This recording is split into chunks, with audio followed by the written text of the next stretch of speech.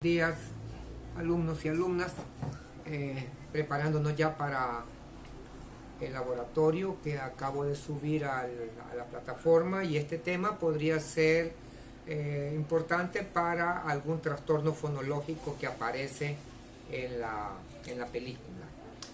Vamos a ver esta mañana lo que se llama trastorno del lenguaje. Sin embargo, quiero hacerles la observación que solamente vamos a hablar de los trastornos del lenguaje oral. Ustedes saben perfectamente que los lenguajes son de varios tipos: el lenguaje oral, el lenguaje gráfico, el lenguaje simbólico, el lenguaje mímico, entre otros. Esta mañana nos vamos a dedicar única y exclusivamente a evaluar el lenguaje oral, y vamos a dejar para cuando nos reunamos de nuevo en las aulas de la universidad los otros tipos de lenguaje. Y espero que les sirva de mucho para una de las preguntas del laboratorio de la película. El lenguaje. Mucha de la información que nosotros podamos proporcionar se va a dar a través del lenguaje. Sin embargo, algunas personas piensan que lo que decimos no es más importante de cómo lo decimos. O sea que la mímica también está íntimamente ligada con el hacernos entender. Pero el término trastorno del lenguaje es utilizado para diagnosticar en niños que desarrollan aspectos selectivos en su lenguaje natal de una forma lenta, limitada o de manera desviada, y cuyo origen no se debe a la presencia de causas físicas o neurológicas demostrables, problemas de audición y trastornos generalizados del desarrollo como el autismo o a un retraso mental. ¿Cuáles son estos tipos? Ahí los tenemos: disartrias, dislalias, disfemias, afasia, disfasia y disglosia. Vamos a ver esta mañana algunos de ellos. Dislalias. ¿A qué entendemos por dislalia? Se entiende como la alteración producida en la articulación de los fonemas. Puede darse por ausencia o alteración de estos, o por sustitución de unos por otros de una forma inadecuada. Acá es cuando se confunde una letra por otra. Por ejemplo, las personas que no pueden articular la letra R y la pueden o hacer como una doble R, o confundir la R con una L. Por ejemplo, cuando hablamos como que fuéramos orientales o chinos, decimos que ellos cambian la R por la L. El señor, ¿verdad? Igual lo hablan los puertorriqueños. Ellos dicen Puerto Rico, como que tienen un problema en la articulación, o cambian un fonema por otro. ¿Qué tipos son? Los tipos de dislalias que podemos encontrar son de la evolutiva, la funcional, la orgánica y la audiógena. Tiene que ver en las personas. Disfemia. Ok, ahí estamos ya hablando de una de las situaciones que se nos presentan a diario. Personas que tienen un flujo no tienen un flujo normal del habla, el flujo, o sea que puede ser de que tengan dificultad o una frecuencia o una afluencia de las palabras de una forma anormal, en ocasiones repetitivas de sílabas o palabras, o paros espasmódicos que interrumpen la fluidez verbal. O sea, cuando suspiran, interfieren en la fluidez de la palabra. Esto es lo que nosotros conocemos comúnmente cuando es la repetición de sílabas como tartamudeo. Y puede ser de acuerdo a dónde se produce. Si se produce al inicio o se produce al final de la palabra. Por ejemplo, me duele la cabeza. Ahí se vea que la tartamudez o disfemia se presenta al inicio de la vocalización de la palabra. Pero cuando decimos yo soy, se produce al final de la sílaba. Entonces eso es disfemia de finalización. Y de acuerdo a la severidad es si es todas las palabras o de acorde al tiempo en que se va repitiendo la tartamudez. La etiología, o sea, ¿por qué se dan estas alteraciones del lenguaje? Pueden ser de muchos factores. Los factores fisiológicos, alteraciones del desarrollo fisiológico de las personas. El modelo psicosocial, por ejemplo, las personas que ya se acostumbraron a hablar de esa manera porque así lo hacen en su país, en su región. Y el modelo psicolingüístico. A veces también está involucrado el modelo familiar. Las personas, por ejemplo, acá en Oriente, ustedes saben que ustedes hablan con la J, a San Miguel, por ejemplo. Y tiene que ver con esa forma ya de característica de comunicación, ¿verdad? Afasia, esta es otra cosa. Es no poder repetir o no poder completar o decir una palabra. Y va a depender del área de esté involucrada. Y aquí es donde ya ha habido ya usted ya aprendió a vocalizar, pero de repente ya no puede hacerlo. Es la alteración del lenguaje debido a ¿qué?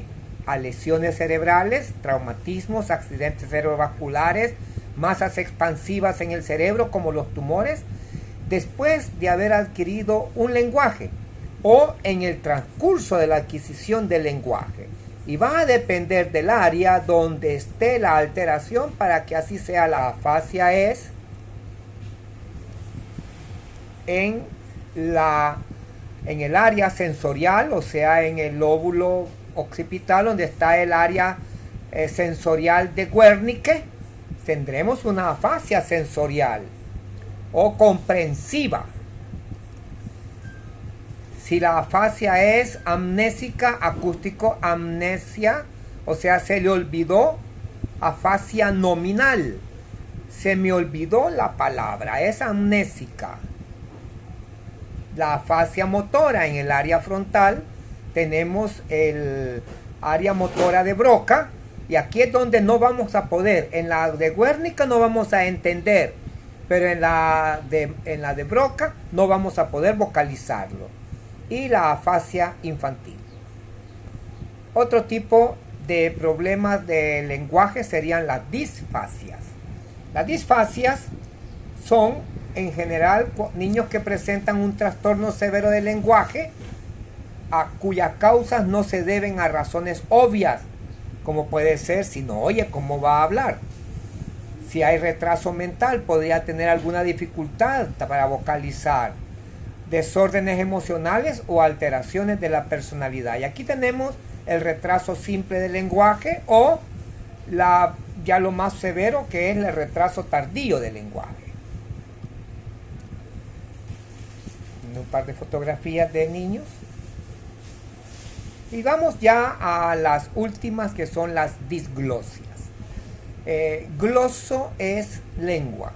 Aunque las disglosias no solo se producen por alteraciones en la lengua, sí tienen que tener una situación en el árbol fonético, labio, lengua, paladar, mandíbula, que son los órganos que nosotros ocupamos para darnos a entender. Se trata de trastornos de la articulación. El origen no es neurológico ni central y es provocado por lesiones físicas o por malformaciones de los órganos articulatorios periféricos de la palabra, de los fonemas. Los tipos, pues depende de dónde sea la lesión. Si es en los labios, disglosias labiales. Si es en la mandíbula, disglosias mandibulares. Si es en los dientes, disglosias dentales. Y si es en la lengua, disglosias linguales. Y por último, si es en el paladar, las disglosias palatales. Y ahí tenemos algunos ejemplos, como por ejemplo en el labio leporino. El labio leporino puede ser no completo, lateral o completo, subtotal o total. Y acá es donde nosotros conocemos a las personas que tienen labio leporino. Cuando hablan les decimos janiches, porque ellos no van a poder vocalizar bien la palabra, pero porque los órganos periféricos de la articulación de la palabra tienen malformaciones. Y tenemos las diglosias linguales, por ejemplo, el frenillo que llamamos, que es una telita que hace que la lengua pueda distribuirse de un lado a otro. Cuando tenemos frenillo, como en este caso, la lengua no puede moverse de un lugar a otro, y también habrán palabras que no vamos a poder vocalizarlas. Por ejemplo, la V o V labial y la V labidental, esas son, vea como la V, que es labidental, necesitamos ocupar la lengua para poder hacer ese sonido. ¿Cómo evaluamos estas alteraciones? Bueno, para determinar el nivel de habilidades lingüísticas de un niño, se evalúan sus capacidades intelectuales. Claro, porque ahí podemos encontrar por qué razón no habla. Test psicológicos de inteligencia, el IQ, como el Wechsler y el Stanton-Binet, se apoyan en ítems de instrucciones verbales. Cuando se utilizan estas dos pruebas, es imposible determinar si la baja inteligencia del niño procede de los trastornos verbales o de las limitaciones intelectuales, independientemente del trastorno de la comunicación. También tenemos que evaluar las capacidades no verbales. Instrumentos psicológicos no verbales utilizados son el test de Iskey, Nebraska, y el de adaptación de Arthur de la escala internacional de Leiter. El test de Nebraska de aptitudes utilizan en edades de 3 a los 16 años y contienen 12 pruebas con instrucciones para la aplicación pantomímica a niños y adolescentes sordos, con instrucciones verbales para aquellos niños y adolescentes que no pueden oír. Otro de los tests, las respuestas no son verbales, requieren la elección de varias alternativas o una respuesta motora. Por ejemplo, la memoria de colores. Esto se realiza en niños de 3 a 10 años con capacidad para recordar los colores de forma visual. La asociación de figuras. Esto va a ser para niños también de 3 a 10 años. Emparejar figuras idénticas. Completar dibujos. Niños también de 3 a 10 años. Búsqueda de partes omitidas en los dibujos, como qué es lo que le hace falta. Y cuando se aplica a niños sordos se facilita la edad del aprendizaje, o sea, EA, edad de aprendizaje. Y el cociente de aprendizaje, el CA. En la escala de Leiter, de ejecución, adaptación de Arthur, es una escala no verbal que utiliza con niños que presentan dificultades verbales. Se aplica a los 2 hasta los 12 años. Y contiene un total de 60 reactivos, 4 para cada nivel de edad. Mide la discriminación, generalización, ordenamiento en secuencias, analogías y completa patrones. Facilita la edad mental y el cociente intelectual. Evaluación de las destrezas lingüísticas se evalúan en un formato de producción y comprensión. Las tareas de producción consciente y consisten en ítems que requieren que el niño procese el lenguaje, responda de forma no verbal, la evaluación completa de las capacidades en el siguiente propósito. Describir los tipos de trastornos del habla y del lenguaje que el niño presenta, identificar los posibles factores causales, identificar los factores relevantes que puedan influir en esta intervención. La evaluación global. 1. Se va a hacer una evaluación formal, test normativos. Genera puntos numéricos, edad motora, cociente intelectual, puntajes tipificados que pueden ser comparados con los puntajes de niños evaluados durante el proceso de elaboración del test. 2. La evaluación formal o descriptiva se adapta a las competencias del niño, a evaluar. Algunas de estas técnicas en niños pequeños son el uso espontáneo del lenguaje y el juego con muñecos, de niños mayores al lenguaje escrito y relatar de historias. Ok. Estos dos enfoques, formal e informal, son complementarios. Si se desea obtener datos eficaces, ambos deben de estar combinados.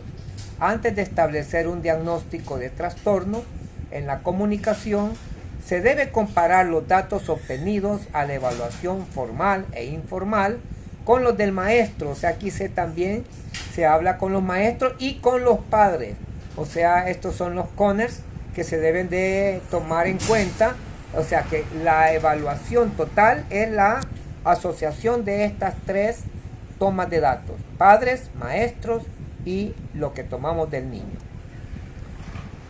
Criterios para el diagnóstico.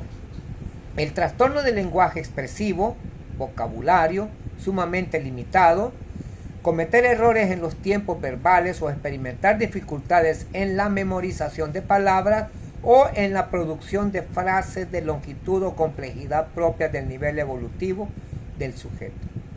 Y dos, cuando son mixtos, lenguaje receptivo y expresivo, son los trastornos propios del lenguaje expresivo, así como dificultad para comprender palabras, frases o tipos específicos de palabras, tales como términos espaciales. El tercero es los trastornos fonológicos, incapacidad para utilizar los sonidos del habla, esperables evolutivamente y propios de la edad e idioma del sujeto, errores en la producción, utilización y presentación u organización de los sonidos, tales como sustitución de un sonido por otro u omisión de sonidos, tales como las constantes finales, el tartamudeo, que es la alteración de la fluidez y la organización temporal normal del habla, inadecuados para la edad del sujeto, repeticiones de sonidos y sílabas, intersecciones, prolongaciones de sonido, etc. Ok, bueno, hemos terminado la clase de trastornos del lenguaje oral. Espero les sea de alguna utilidad para su laboratorio, que lo espero a más tardar mañana por la tarde.